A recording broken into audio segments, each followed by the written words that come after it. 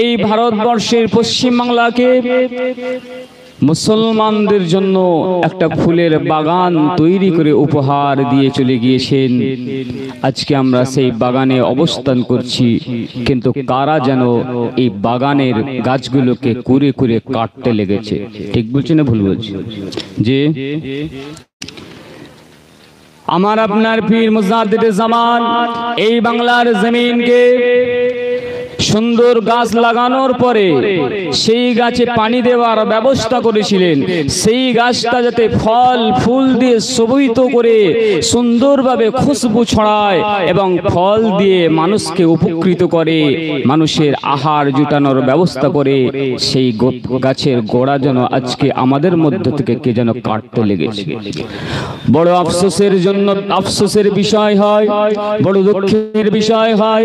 আমরা মুজাদ্দিদে জামান কে ভালোবাসি বলে দাবি করি, আমরা দাদা হুজুরকে মহাব্বত করি বলে ভালো দাবি করি, আমরা মুজাদ্দিদে জামানকে এমন করে তার জন্য জীবন উৎসর্গ করিব বলে দাবি করি, মুজাদ্দিদে জামানের আওলাদদেরকে আমরা ভালোবাসি বলে দাবি করি, কিন্তু আবার যারা বিরোধিতা করে তাদের সাপোর্ট করতেও আমরা ছাড়ি না। খুব কম সময়ের মধ্যে দু একটা কথা বলবো। কেন এসেছেন এত টাকা খরচ করে? কি দরকার ছিল আপনার এই জমিনে আসার? কি দরকার ছিল সুদূর উজল থেকে পায়ে হেঁটে কয়েক কিলোমিটার দূরে এই নলেজ সিটির জমিনে আসার উদ্দেশ্যটা কি? আপনার ফুরফুরা দরবার শরীফে আসার উদ্দেশ্যটা কি? আপনার উদ্দেশ্য, আপনার আমার নিয়ত একটাই, আল্লাহর রহমত পাওয়ার জন্য আর মুজাদ্দিদে জামান দাদা হুজুর কেবলা রহমাতুল্লাহ আলাইহির নেক দোয়া, তার সাথে সাথে বিশ্বনবী নূর নবী আখরি নবী মুহাম্মদুর রাসূলুল্লাহ সাল্লাল্লাহু আলাইহি ওয়াসাল্লামের দিদারের আশায়, তাই তো নাকি? কিন্তু আজকে জমিনের মধ্যে, আজকে এই দরবারে আমরা আসছি এক একজন এক একটা নিয়েতে, এক একটা মানুষ এক একটা উদ্দেশ্য করে নিয়ে আজকে এসেছি এই নলেজ সিটির মাঠে। কিভাবে আব্বাস সিদ্দিকী এত টাকা নিয়েছে, কি করেছে দেখার জন্য কিছু মানুষ আছে। আবার কিছু মানুষ এসেছি আমাদের ভাইজানের জমিনকে তৈরি করেছেন, ফুলের গাছ লাগানো আরম্ভ করেছেন, সেই গাছটা কতটা ফল দিতে শুরু করেছে সেটা দেখার জন্য। মনে রাখবেন দাদা হুজুর পীর কেবলা রহমাতুল্লাহ আলাইহি যে পথের উপরে চলেছিলেন তিনি দেখিয়ে দিয়ে গেছিলেন, আমাদের ভাইজান কিন্তু সেটাই আপনাদের জন্য তৈরি করে যাচ্ছেন। আজ এই দরবারকে কলঙ্কিত করার জন্য আর মুজাদ্দিদে জামানের আওলাদদেরকে দোষারোপ করার জন্য একদল আলেম নামের কলঙ্ক তারা বড় বড় বাতেলা মারিতে শুরু করেছে। একদল আলেম নামের মাওলানা নামের কলঙ্করা তারা মুজাদ্দিদে জামানের আওলাদের বিরুদ্ধে কথা বলছে। একটি হাদিস পাক থেকে আপনাদের সামনে ছোট্ট করে বলবো। আমার নবী বললেন, উলামাউহুম সাররুন মিন তাহতা আকদিমিস সামাই, আল্লাহর জমিনের উপরে, আল্লাহর আসমানের নিচে যা কিছু থাকবে সেই জমিনের মধ্যে আপনি দেখতে পাচ্ছেন একটা কুকুর আছে, একটা ছাগল আছে, একটা ভেড়া আছে, মানুষ আছে, গাছ আছে, তরুলতা আছে, তার সাথে সাথে এই জমিনের উপরে শূকরও আছে। আমরা ধরে নিয়ে থাকি শূকরটা হলো পৃথিবীর সবথেকে নিকৃষ্ট জীব। আল্লাহর নবী বলে দিয়েছেন মিন তাহতা আকদিমিস সামাই ওয়াল আরদ উলামাউহুম সাররুন, যে আলেম উলামা এমন একটা নিকৃষ্ট জীব তৈরি হয়ে যাবে, আলেম নামের বুনো শুয়োরগুলো এমন একটা নিকৃষ্ট জীব তৈরি হয়ে যাবে যারা নাকি শূকরের থেকেও অধম হয়ে যাবে। একটা শূকরের মর্যাদা থাকবে কিন্তু একটা আলেমের, আখিরি জামানার আলেমের মর্যাদা থাকবে না। বোঝাতে পারছি না? পারছি। আমার বাপের কথা নয়, এটা আল্লাহর নবী মুহাম্মদুর রাসূলুল্লাহ, আপনার নবী মুহাম্মদুর রাসূলুল্লাহর কথা। মিসকাত শরীফ, উলামাউহুম সাররুন মিন তাহতা আকদিমিস সামাই ওয়াল আরদ। আজ আমরা কোন মুফতি সাহেবের ফতোয়া নিয়ে, কোন বক্তা সাহেবের ওয়াজ শুনে, কোন ইমাম সাহেবের বক্তব্য শুনে, কোন মাওলানা সাহেবের বক্তব্য শুনে আমার দাদা হুজুরের আওলাদদেরকে আমরা গালি দিতে লাগলাম। আমরা এমন করে দাদা হুজুরের আওলাদদের সম্পর্কে খারাপ ধারণা অন্তরের মধ্যে পুষে রেখে দিলাম। যুবক তৈরি হয়ে যাও, হে যুবক তৈরি হয়ে যাও, কিয়ামতের ময়দানে আল্লাহর সামনে আপনাকে দাঁড়াতে হবে, আপনাকে আল্লাহর সামনে দাঁড়াতে হবে, মুজাদ্দিদ জামানের সামনে দাঁড়াতে হবে। নওজোয়ান যুবকেরা, ছেলেরা, বাপেরা, আমার একটা জরুরি কথা বলে দিয়ে যায়। এ মুজাদ্দিদ জামানের ভক্ত মুরিদানেরা, ও দাদা পীরে মোহাব্বতের মানুষেরা, কোন দরবারে আপনি এসেছেন একটু কি ভাববেন না? একটা হলো হক, একটা হলো না হক, একটা হলো সত্য, একটা হলো মিথ্যা, একটা হলো আলো, একটা হলো অন্ধকার। আল্লাহর নবী বলে দিয়েছেন আল ইসলামু নূরুন, অন্য হাদিসের মধ্যে বলা হয়েছে আল ঈমান নূরুন ওয়াল কুফরু যুলমা। এ মুসলমানের ঘরের ছেলেরা, এ তরুণেরা, যুবকেরা, আমার নবী বললেন যে ব্যক্তি ঈমানের কালেমা পড়ে নেবে, আল্লাহকে আল্লাহ বলে মেনে নেবে, নবী মুহাম্মদুর রাসূলুল্লাহকে নবী বলে মেনে নেবে, তার মধ্যে আল্লাহ পাক আল্লাহ তাআলা একটা ঈমানের নূর দ্বারা ভরিয়ে দেবে। আজ আপনার মধ্যে ঈমান আছে কিনা আপনি জানেন? এতগুলো মানুষ এখানে এসে উপস্থিত হয়েছে, অনেক আলেমে হাক্কানির এসে উপস্থিত হয়েছে, অনেক মাওলানা মুফতির এসে উপস্থিত হয়েছে, অনেক সাধারণ মানুষ আছেন। আমার যুবক ভাইদের কাছে বলবো, এতদিন ধরে আপনারা ওয়াজ শুনেছেন, এত জলসা শুনেছেন, কোনোদিন কোন বক্তাকে, কোন মাওলানাকে জিজ্ঞাসা করেছেন, ইমাম সাহেবকে জিজ্ঞাসা করেছেন, হুজুর এই মুহূর্তে আমার ঈমান আছে কিনা আমি কিভাবে বুঝবো? খুব গুরুত্বপূর্ণ কথা বলছি। লা ইয়াদখুলুনাল জান্নাহ, কেহ জান্নাতে যেতে পারবে না। আমি মাওলানা সাহেব ফুরফুরা টাইটেল মাদ্রাসায় পড়েছি, পাস করেছি, ডিগ্রি নিয়েছি, ছোট থেকে নামাজ পড়ছি, রোজা করছি, কিন্তু আল্লাহর নবী বলে দিয়েছেন বাবা ঈমান ব্যতীত কেহ জান্নাতে যেতে পারবে না। তাহলে আপনি আওলাদের রাসূলের বিরুদ্ধে কথা বলবেন, দাদা পীরের আওলাদের বিরুদ্ধে কথা বলবেন। আল্লামা বাগাবী রাহমাতুল্লাহ আলাইহি বলিলেন, যে ব্যক্তি আল্লাহর রাসূল সাল্লাল্লাহু আলাইহি সাল্লাম সম্পর্কে ধারণা অন্তরে রাখিবে এবং ওই যারা রাখে তাদেরকে সাবত করবে, কাফের কাফের কাফের। আজ একটা আলেম নামের কলঙ্ক তারা বলে দিচ্ছে নাকি, কি বলছে শুনছেন আপনারা? আমি শব্দটা উচ্চারণ করতে চাইছি না।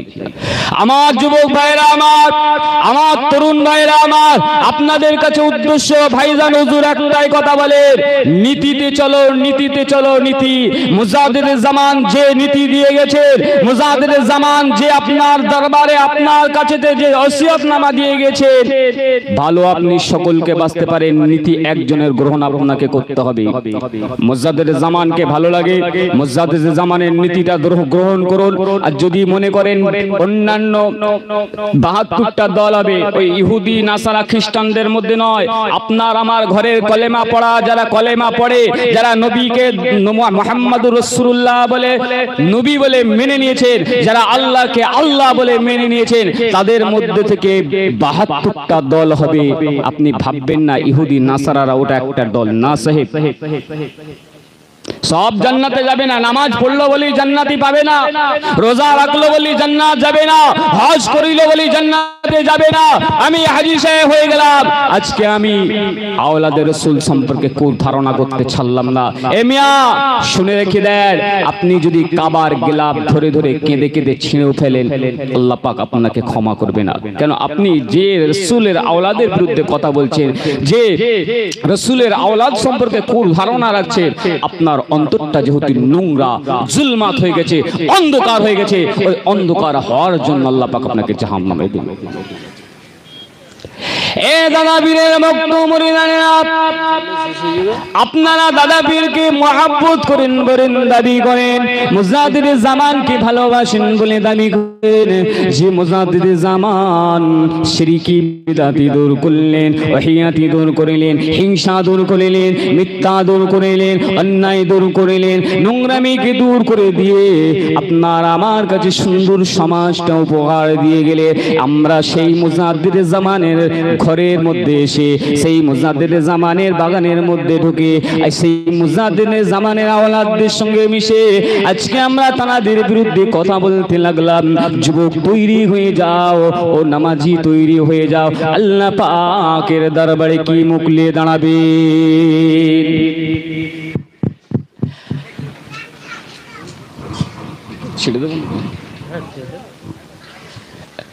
যে কথা বলছি, আল্লাহর নবী মুহাম্মদুর রাসূলুল্লাহ সাল্লাল্লাহু আলাইহি ওয়াসাল্লাম তিনি আপনার আমার জন্য জান্নাতে যাবার ব্যবস্থা করে দিলেন, জান্নাতে যাবার রাস্তা দেখিয়ে দিলেন।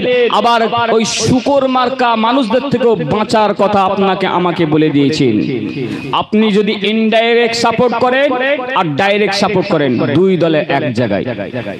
বোঝা যেতে পারছি নাকি? আমার বক্তব্যের মেন জিস্ট এই জায়গায় যে আল্লাহ রাসূলের সম্পর্কে কো ধারণা করছে, আল্লাহর নবী সম্পর্কে মুজাদ্দিদ জামানের আওলাদদের বিরুদ্ধে নিজেদের বিলীন করে দেবার, তাদের সামনে নিজেদেরকে বড় জাহির করা দেবার চেষ্টা করছে।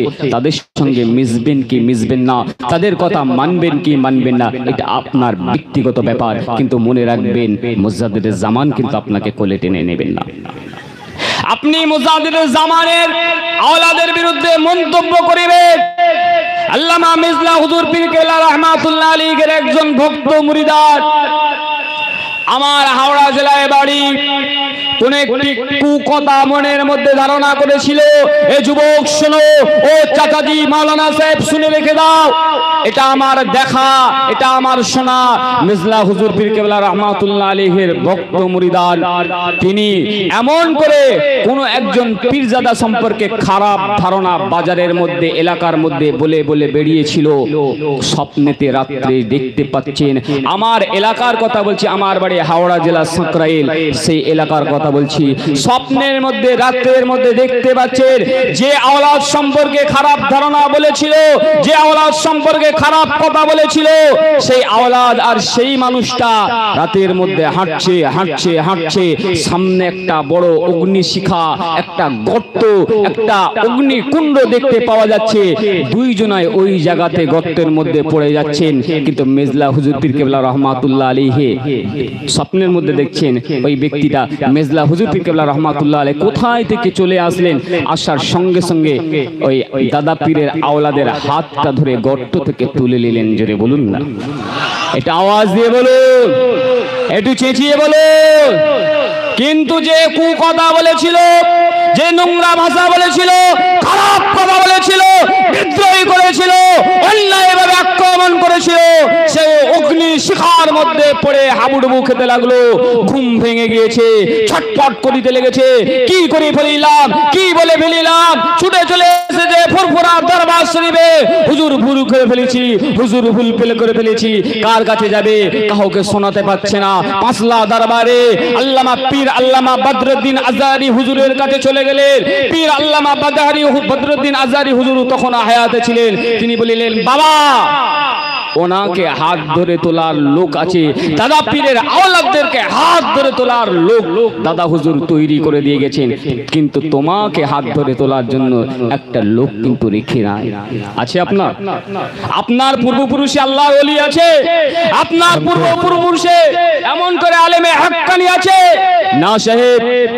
কার বিরুদ্ধে কথা বলছেন, কি কথা বলছেন, শুধু কথা শুনলে হবে না। আমার নবী পাক সাল্লাল্লাহু আলাইহি ওয়াসাল্লামের শানে একটি কথা বলেছিল ইহুদি নাসারেরা। তারা বলেছিল, আমার নবী পাক সাল্লাল্লাহু আলাইহি ওয়াসাল্লাম কি, যেটাকে বলা হয় নপুংসক। আবার কোন কিতাবের মধ্যে মুফাসসিরিনগণ বলেছেন, আমার নবী পাক সাল্লাল্লাহু আলাইহি ওয়াসাল্লাম সম্পর্কে লেজ কাটাও বলে দিয়েছো। জি, আল্লাহ পাক সঙ্গে সঙ্গে জানিয়ে দিলেন, বান্দা আমার হাবিব সম্পর্কে খারাপ কত তো দূরের কথা, খারাপ কথাটা শোনাও তোদের জন্য আমি হারাম করে দিলাম। ওয়ালা তাকুলুর রিহাল, এই যুবকেরা আপনারা আওলাদে রাসূলের দরবারে এসেছে, আওলাদে রাসূলকে মুহাব্বত যখন করেন তাহলে ভালোবাসেন, অন্তর দিয়ে ভালোবাসেন।